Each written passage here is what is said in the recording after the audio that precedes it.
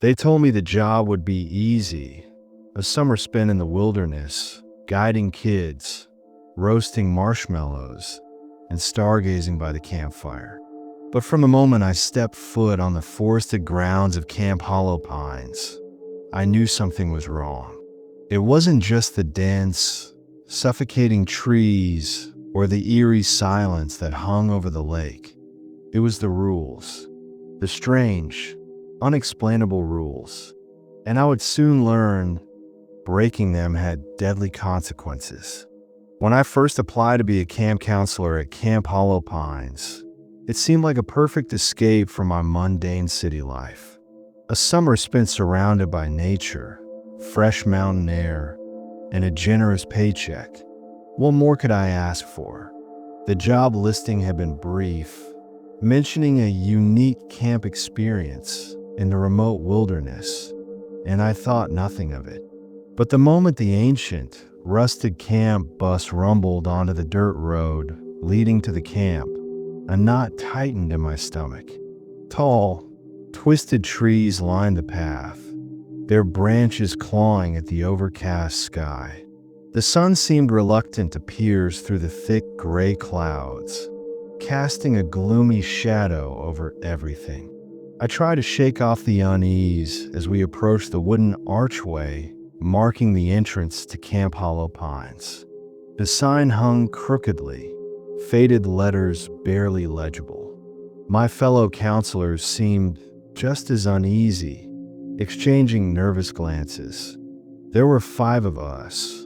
Mark, a cheerful guy with a loud laugh. Sarah, a quiet girl who seemed glued to her phone. Jenny, a bubbly redhead who kept fidgeting with her necklace. Sam, a tall, athletic guy with a confident grin. And me, Ethan, the one who didn't know what he was getting into. We were greeted by the camp director, Mr. Hargrove, a tall, gaunt man with sunken eyes and a voice like dry leaves. His smile never reached his eyes as he handed each of us a small, tattered booklet. "These are the camp rules," he explained in a tone that suggested he had given this speech countless times. "They are not to be ignored. Read them carefully and follow them without question. Breaking a rule has consequences." I flipped through the booklet, expecting the usual guidelines. No phones during activities, no wandering into the woods at night, keep an eye on the kids. But instead, I found rules that made my blood run cold. 1. Do not enter cabin 13. It is off limits. 2. When the bell rings at midnight, remain inside your cabin. Do not look outside. 3. The lake is safe to swim in during the day. At night, stay away from the shore. 4. If you see a child wearing a red cap alone in the forest, do not approach. Inform Mr. Hargrove immediately. 5. Before bed, make sure your cabin door is locked with the provided iron lock. A regular lock is not enough. I laughed nervously, thinking it was some sort of camp prank, a way to scare the new counselors. But the look in Mr. Hargrove's eyes was anything but amused. As we were shown to our cabins, Mark leaned over to me. "Creepy rules, huh? They must be trying to keep us in line with some spooky ghost stories." "Yeah, probably," I replied, though I couldn't shake the chill that had settled in my chest. Our first day was surprisingly normal. We were assigned groups of campers, each a mix of eager kids excited for hiking, swimming, and campfire stories. But even as I laughed along with the kids and led them in games, I couldn't ignore the strange sense of being watched. The forest seemed too quiet, the lake's surface too still. That night, after we put the kids to bed, the 5 of us gathered around the counselor's cabin. Jenny tried to lighten the mood with a ghost story, but it felt forced. When the ancient grandfather clock in the main cabin struck midnight, a loud, echoing bell rang out across the camp. "I guess that's the bell they mentioned," Sam muttered, trying to sound indifferent. "Yeah, No big deal. Just stay inside, right? Sarah whispered, her face pale. We laughed it off and went to our separate cabins. But as I lay on my bunk, staring at the ceiling, I couldn't shake the unease. The bell's chimes seemed to linger in the air, a haunting echo that refused to fade. Around 2 a.m., I was jolted awake by a soft, rhythmic tapping on the window. My heart raced as I sat up, peering through the darkness. The iron lock on the door glinted faintly in the moonlight, and I felt a sense of relief. At least the door was secure. But the tapping continued. Tap, tap, tap. Swallowing my fear, I forced myself to look toward the window. I expected to see a tree branch or maybe some forest animal. But instead, I saw the pale, ghostly face of a child, eyes wide, lips blue, staring at me through the glass. I froze, a cold sweat drenching me. The child's lips moved, but no sound came out, and then it vanished, melting into the darkness like mist. My breathing was ragged as I stumbled out of bed, grabbing the booklet of rules.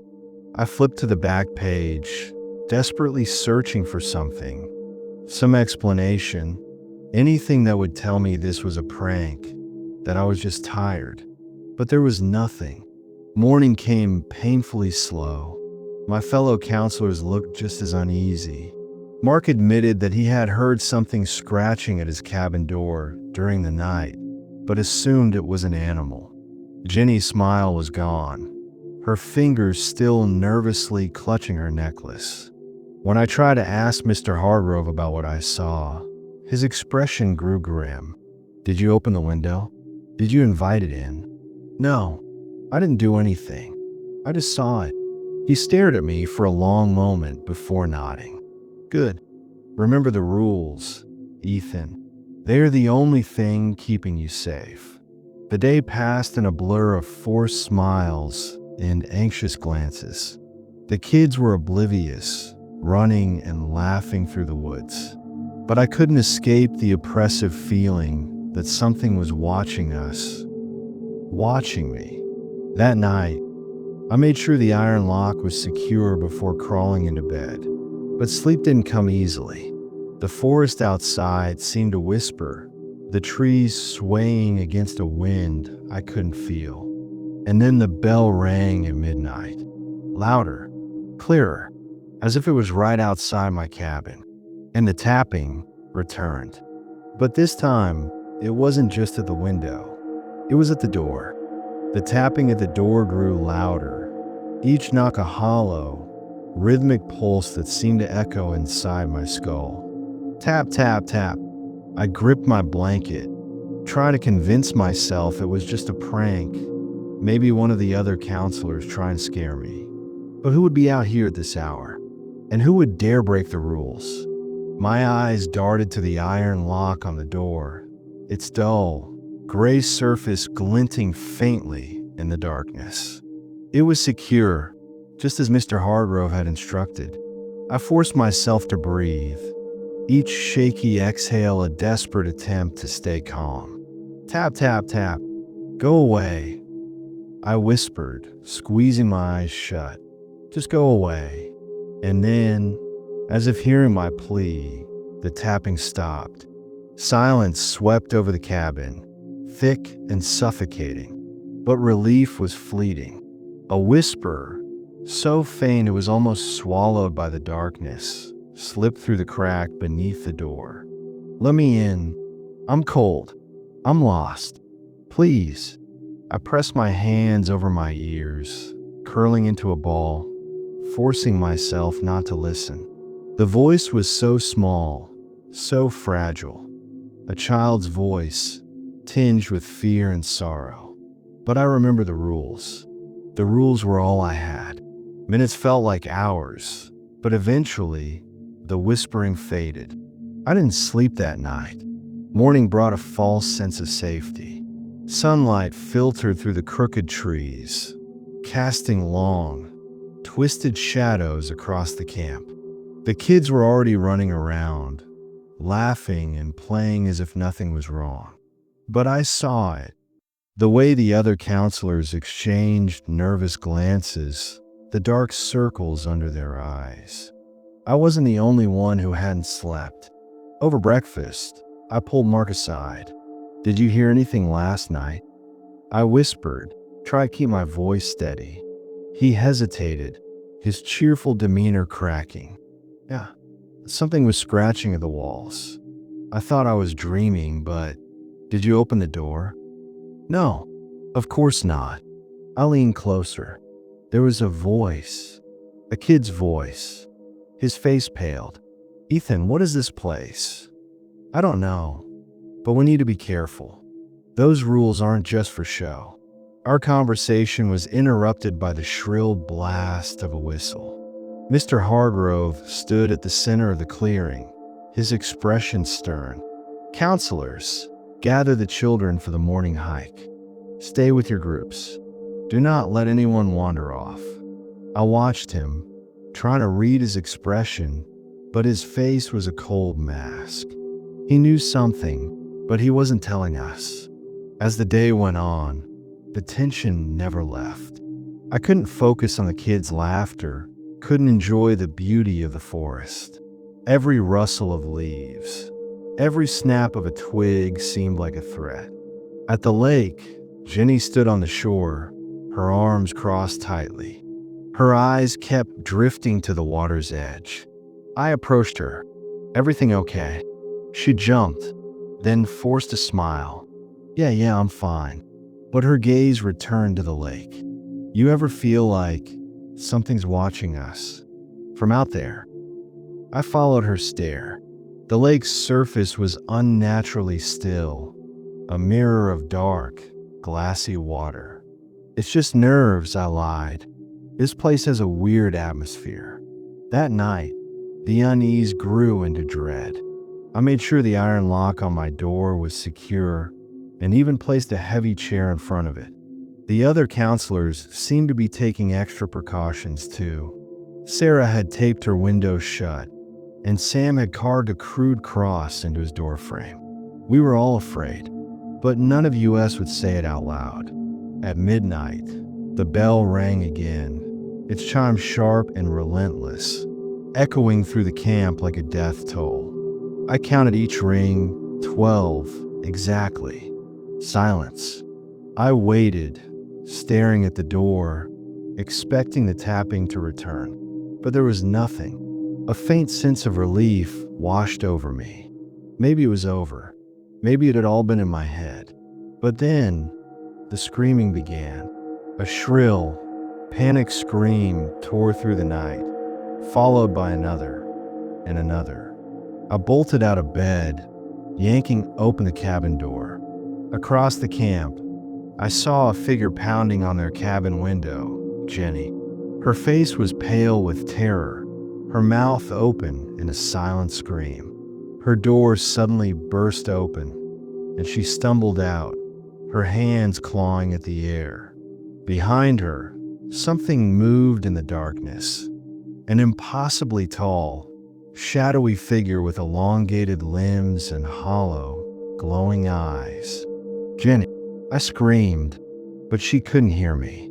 She ran, stumbling over the roots and fallen branches, the shadow gliding after her without a sound.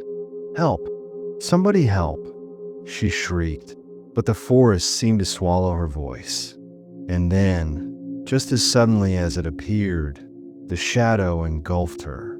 Her screams were cut off, and a deathly silence settled over the camp.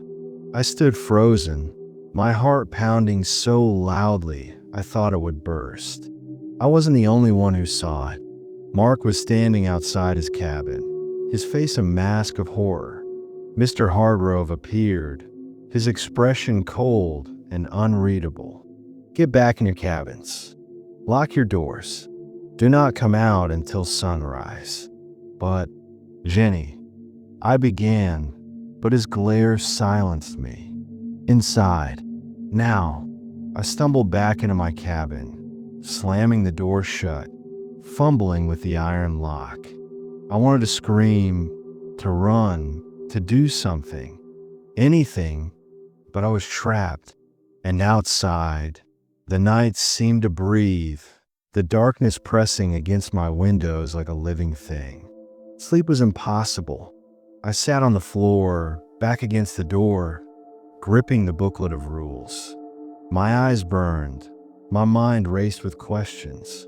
What was that thing? Why was it hunting us? What was the point of these rules if they couldn't protect us? Morning came too slowly. When the pale sunlight finally broke through the trees, I forced myself to step outside. The other counselors were gathered near the mess hall, their faces pale, eyes bloodshot. But Ginny was gone.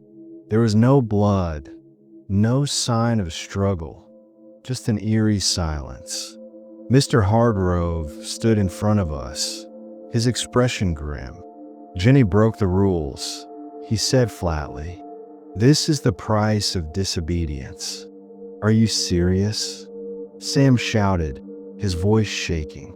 "She was chased. Something killed her." Mr. Hargrove's gaze was cold. "The rules are the only thing keeping you safe.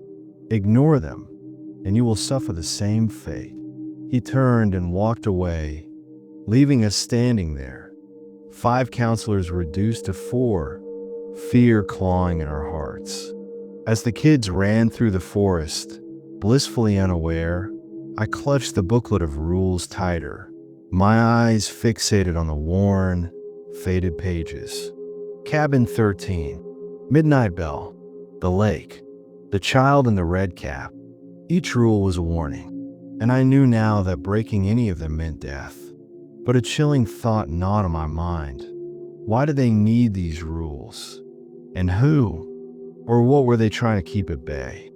The day after Ginny vanished, the camp felt different, darker, even beneath the pale sunlight. The trees seemed to lean closer, their gnarled branches clawing at the sky, and the laughter of the campers felt distant, hollow. But it wasn't just the oppressive atmosphere. It was the looks on the kids' faces. They didn't ask where Ginny went. They didn't seem surprised she was gone. They simply accepted it, like it was something normal, something expected. I tried to focus on my duties, guiding the kids through nature hikes, leading arts and craft sessions, and supervising the lake swims. But I couldn't stop my eyes from wandering, searching the shadowy forest edges, scanning the lake's dark waters, watching the tree as if expecting something to emerge. During lunch, Mark leaned over, his voice barely a whisper. "We need to talk. Meet me behind the maintenance shed after the kids are asleep." I nodded, feeling a cold weight settle in my stomach. Whatever Mark wanted to talk about, I knew it wasn't good. Night fell slowly, the fading sunlight twisting the trees into skeletal silhouettes. The kids were restless, but eventually, they drifted off to sleep, unaware of the tension that gripped the counselors. I locked my cabin door, securing the iron lock, and slipped out into the night. Mark was already waiting, pacing nervously behind the shed. Sarah was there too, her arms crossed, and Sam leaned against the wall, staring at the ground. "I can't do this," Sarah whispered, her voice trembling. "Ginny's gone. She's just gone. Keep your voice down," Mark hissed. Hargrove could be listening. "Do you even know what's happening?" I asked, try to keep the fear out of my voice. "I've been looking through the camp records," Mark said, his eyes darting nervously around.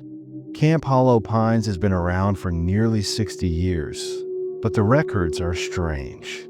Every few years, there are names of counselors and even some campers that just disappear. No explanations, no reports. Just gone. Are you saying they've all died?" Sam asked, his voice cracking. "I don't know, but something's wrong here. And those rules, they're not just there to scare us. They're a warning. But a warning against what? They're keeping something out. I mutter, my mind racing. Or maybe they're keeping something in. Sarah shook her head. This is insane. We need to leave. We should take the kids and run. Run where? Mark countered. We're miles from the nearest town. The road out is a twisted maze through the forest. And who knows if we'd even make it. Wait, the child in the red cap, I said, remembering the strange rule. If we see them, we're supposed to tell Mr. Hardrove immediately. But why? Because they know something, Mark whispered. Or maybe there's something. The bell rang at midnight, its eerie chime cutting through the darkness. Instinctively, we all flinched, eyes turning to the camp's shadowed paths. The night felt thicker, a cold wind rustling the trees. Get back to your cabins, Mark whispered. And whatever you do, don't open the door. We scattered, fear gripping each of us. My heart pounded as I reached my cabin, fumbling with the lock. Once inside, I pushed the bed against the door, grabbing the camp rule booklet. My eyes traced each rule, desperately searching for some hidden clue, some answer to this nightmare. The tapping returned, soft, hesitant, a rhythmic pulse against the window. I backed away, clutching the booklet to my chest. I didn't dare look, but I could feel it. Something was there, just beyond the thin glass, watching me. But then another sound. Footsteps. Slow, deliberate footsteps on the cabin's wooden porch. My breath caught. I hadn't locked the window. The footsteps grew closer, the creaking was sending chills through me. I squeezed my eyes shut, willing it to stop, but a voice shattered the silence. A cold, hollow whisper. Ethan, please. I'm lost, help me. Jenny's voice. No, I whispered, feeling the tears well in my eyes. No, you're gone. You're gone. Silence. And then the window rattled, a soft, scraping sound. I dared to look and saw a pale, withered hand pressing against the glass, fingers twisting, clawing. Jenny's face appeared, her once bright eyes now sunken, her skin pale and bruised, her lips split and bloody. Ethan, let me in. No, I screamed, stumbling backward, tripping over the bed. But she didn't stop. Her voice became a wail, her hands smearing blood against the glass. Ethan, don't leave me out here. Please. The iron lock on the door trembled, the doorknob twisting violently. The walls seemed to shudder, shadows crawling across the cabin. And then, suddenly, nothing. Silence. I lay on the floor, panting, staring at the window. It was empty. No blood, no handprint, just the quiet darkness beyond. Morning came, its pale light washing over the camp, but the fear didn't leave. The other counselors looked just as haunted, their faces pale, their hands trembling. Mr. Hardrove's voice echoed across the camp as he gathered us for the morning assembly. Counselors, there will be no lake activities today. A slight disturbance in the water. Please keep the children away. Disturbance? My mind flashed to the lake's still surface, Jenny's whispered fears. I had to know. Ignoring the assembly, I slipped away, making my way to the lake. The air was thick with mist, and the water surface was a cold, glassy sheet. But as I stepped closer, something caught my eye. A red cap, floating just beneath the surface. I leaned over, heart racing, when a pale, bloated face drifted up, eyes wide, mouth open in a silent scream. Jenny. I stumbled back, all rising in my throat. Her body was beneath the water, her lifeless eyes staring up, her mouth moving, whispering.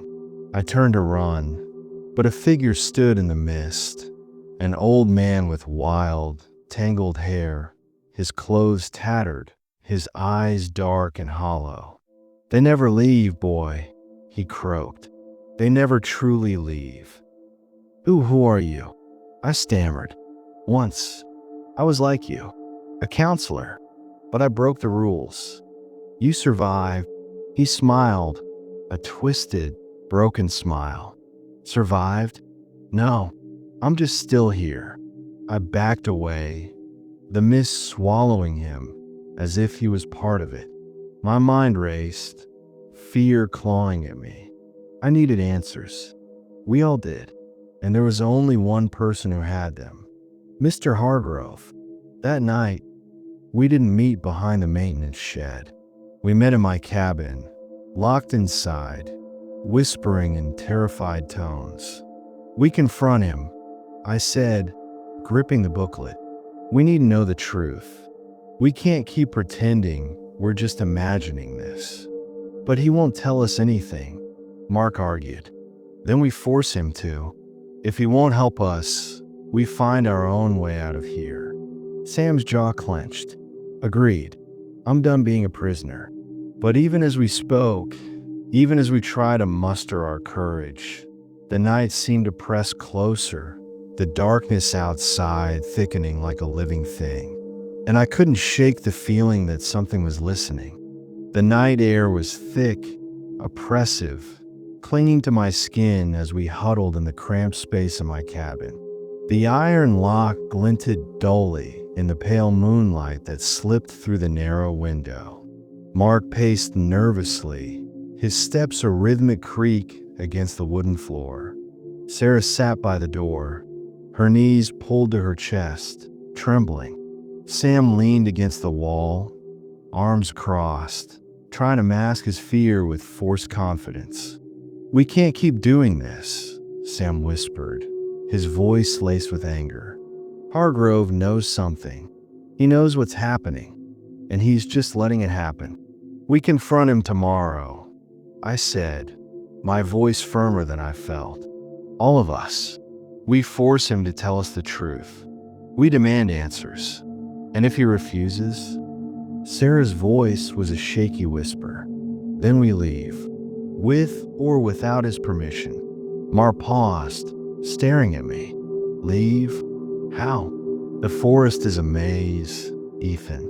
And if this place has rules, who's to say they don't apply out there too?"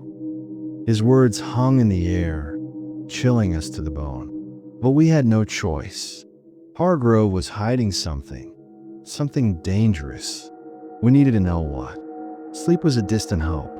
I lay on the hard mattress, staring at the ceiling, listening to the faint rustle of leaves outside, the distant hoot of an owl, the creaking of the cabin walls. But it was the silence that frightened me most. That awful, suffocating silence that seemed to breathe, pressing against the thin walls, as though something was watching. Dawn came, a pale, sickly light creeping over the treetops. The mist hung low over the camp, and a cold wind whispered through the trees. We gathered by the mess hall, and for once, Hargrove was already there, his gaunt figure standing rigid, his dark eyes scanning the clearing. We approached him together, our footsteps crunching against the damp grass. He watched us, his face unreadable. "Counselors, is there something you need?" His voice was calm, but his eyes were wary. "We want answers," I began, trying to keep my voice steady. "Jenny is dead. She didn't just disappear. And there are others, aren't there?" Silence. The campers laughed and played in the distance, blissfully unaware of the tension.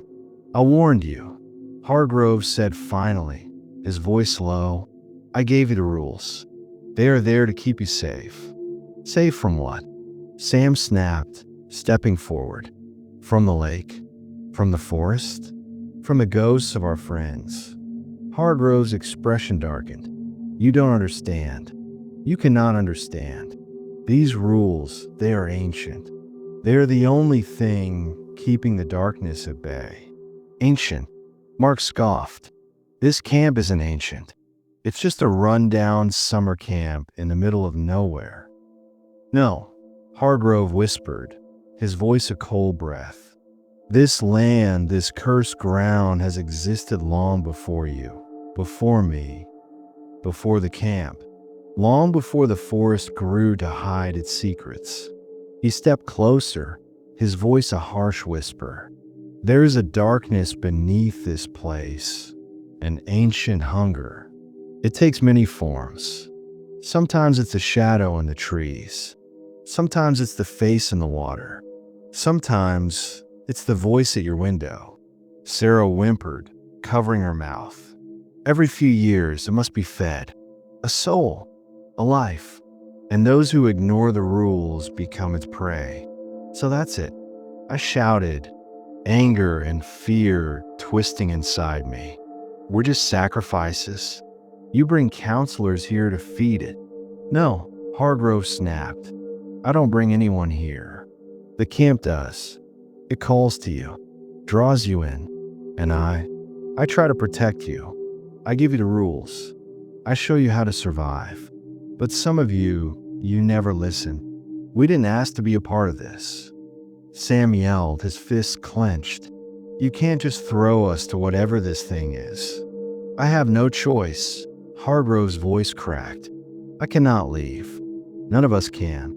We are bound to this place. Those who try to escape, they are brought back. What are you talking about? I demanded. Years ago, I was like you, a counselor, young and foolish. But I survived. I followed the rules. And I try to warn others. But the darkness, it always takes someone. You can't just expect us to stay here and die. Mark whispered. We have to try. We have to escape. Hardrove's expression was a mix of pity and fear. You don't understand. The forest, it's not just trees. It's a labyrinth. It shifts, it changes. And those who enter without the protection of the rules, they are lost.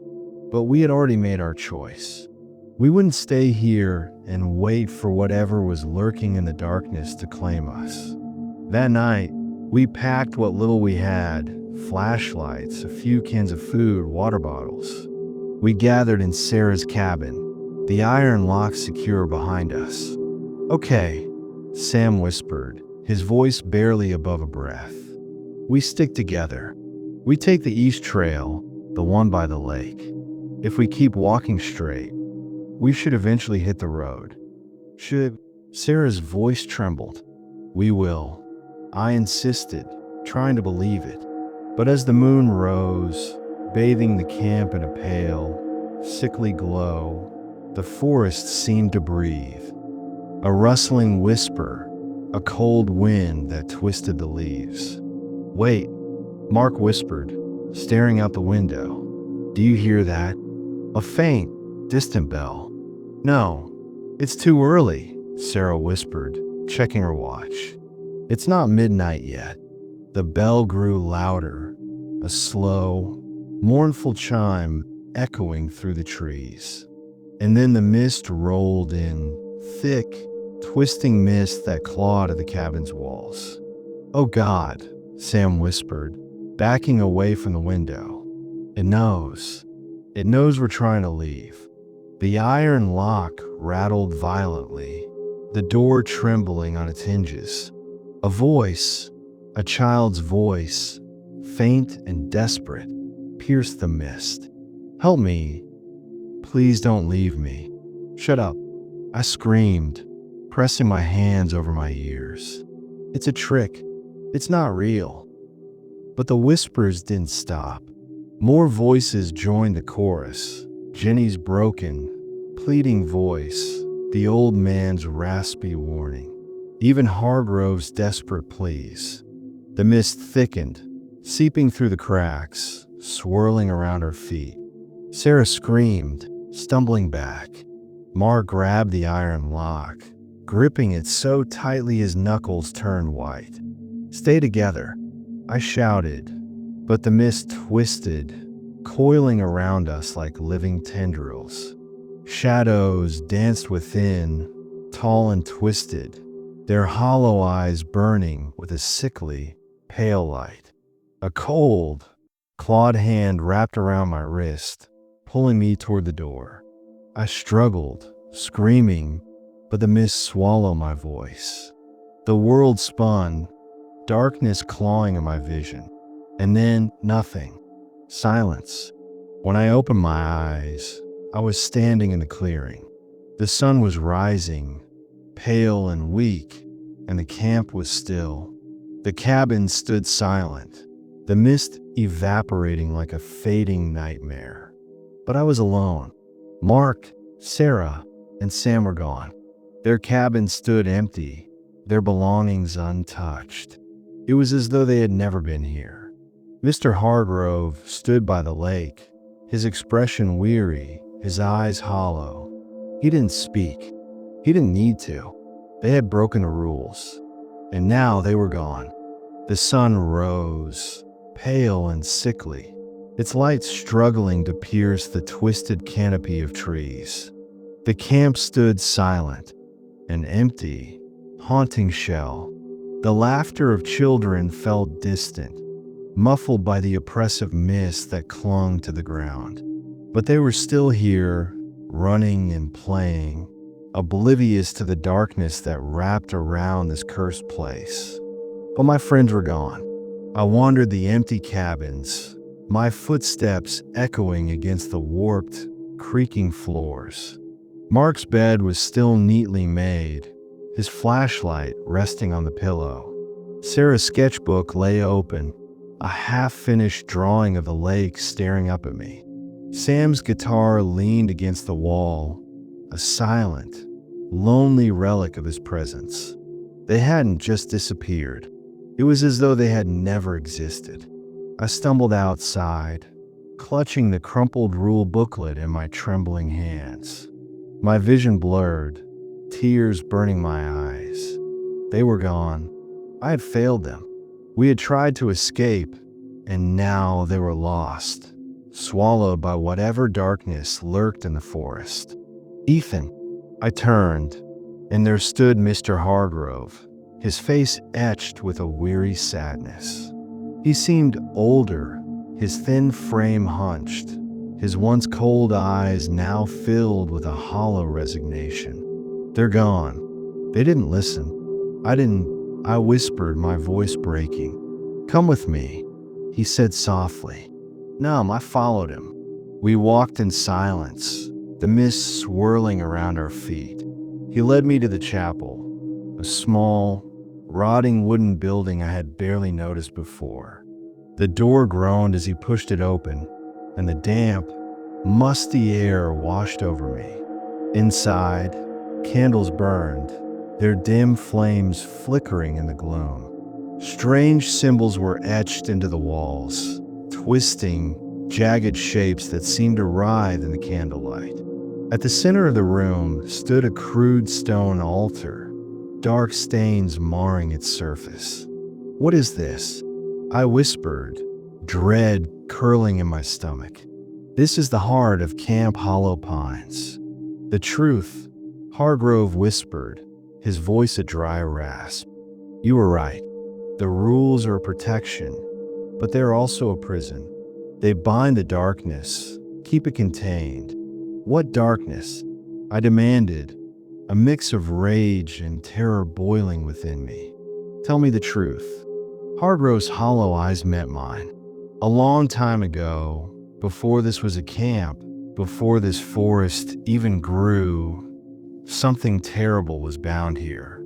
A hungry, ancient spirit, a thing that feeds on fear, on despair, a thing that needs souls. "A monster," I whispered, my voice barely audible. "Call what you will.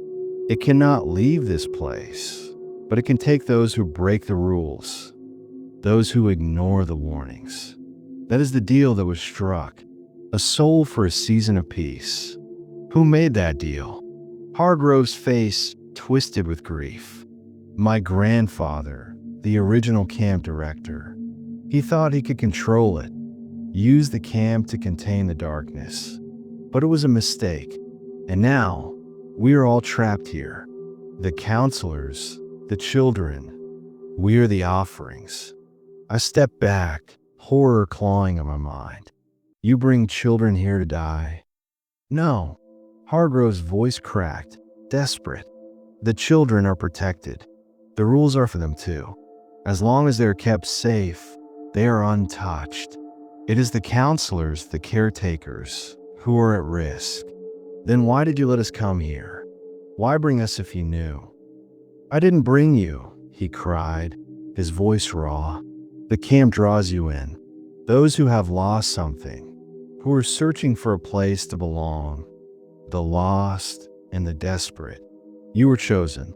The room seemed to close in around me, the darkness pressing against my senses. My mind raced, desperate for a way out. We have to leave. We have to destroy this place, burn it down. I shouted. Hargrove shook his head. You can't. The camp will only rebuild. It is not just a place. It is a prison. And those who try to escape, like Mark, Sarah, Sam, I whispered, cold dread pooling in my chest. They are taken, lost in the darkness. No, I can't stay here. I won't. I turned to run, but the chapel door slammed shut, the candles flaring wildly. Hargrove's voice was a hoarse whisper. There is one way to end this. I froze, hope clawing at me. What is it? A final sacrifice. A willing soul given freely. An offering to seal the darkness. To end the curse. My blood ran cold. You mean me? Hargrove nodded, his eyes filled with sorrow. Someone must choose. A life given to protect the rest. It is the only way. No, I backed away, shaking. You can't. I won't. Then you will die anyway. One by one, the darkness will take you, and it will never stop. My breath came in ragged gasps. My mind raced. Visions of my friends' terrified faces flashing before me. Mark's nervous smile, Sarah's quiet laughter, Sam's sarcastic jokes. They were gone because I had failed them. No, there has to be another way. I whispered, tears streaming down my face. There isn't. And if you leave now, the darkness will follow. It will take you, one way or another. My hands trembled, the rule booklet slipping from my grip, its crumpled pages falling to the damp floor. A choice. A life to save the rest. I stared at the flickering candles, their weak flames struggling against the suffocating darkness. I'll do it, I whispered, my voice breaking. If it means stopping this, if it means saving them. Hargrove stepped forward, his old, withered hand resting on my shoulder. I'm sorry, Ethan. I never wanted this for you. Then why didn't you stop me? I whispered, bitterness tainting my words. Because it must be a choice. The candles burned brighter, the darkness swirling around the altar, cold shadows clawing at the walls. I stepped forward, my legs weak, my heart pounding like a war drum. The air grew cold, a low, rumbling whisper filling the chapel. 1,000 voices, crying out, laughing, whispering. I placed my hand on the cold, stained stone of the altar, the shadows twisting around me. I give myself to end this curse, I whispered, my voice shaking. The darkness surged, a whirlwind of shadows engulfing me. Icy claws raking against my skin. Pain exploded in my chest, my vision blurring, the world dissolving into darkness. But even as the cold gripped me, I felt something else, a warmth, a soft light piercing the shadows. The whispers faded, the darkness recoiling, and a blinding light washed over me. When I opened my eyes, I was standing at the edge of the camp, the sun bright, the forest peaceful. The cabin stood silent, empty. The children were gone. The counselors were gone. And in the clearing, the chapel had crumbled. Nothing but charred ruins. I was alone, but the darkness was gone. Camp Hollow Pines was just an empty, forgotten patch of forest, its curse finally broken.